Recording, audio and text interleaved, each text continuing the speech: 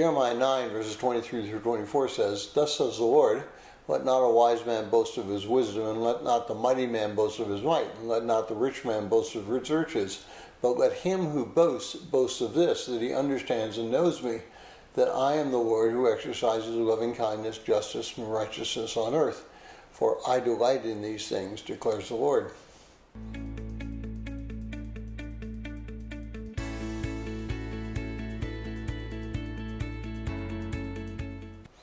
Well, if you're joining us in reading through this 90-day reading plan, today's reading is Jeremiah, chapters 8 and 9, and I encourage you to read that passage. Well, frankly, I'm proud to be an American. The United States has given me more than I could ever want. It's required very little of me, and in return, I honor this country. But this country is not my ultimate destination.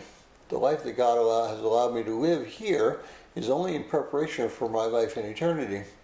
The things I do here on earth, the material blessings that I have, will all go away when my body stops functioning. We take nothing with us except the work that we did to further God's kingdom and prepare for our eternity.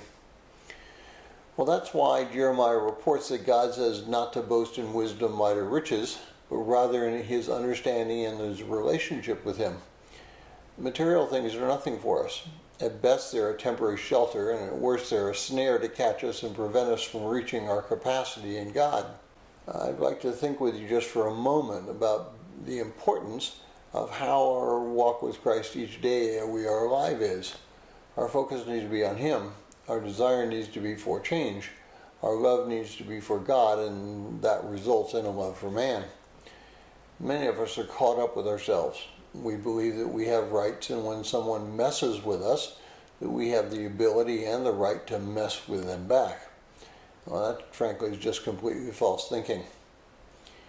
I was reading in the news a few days ago about the situation of Christians in China. The Chinese government is becoming very abusive of believers.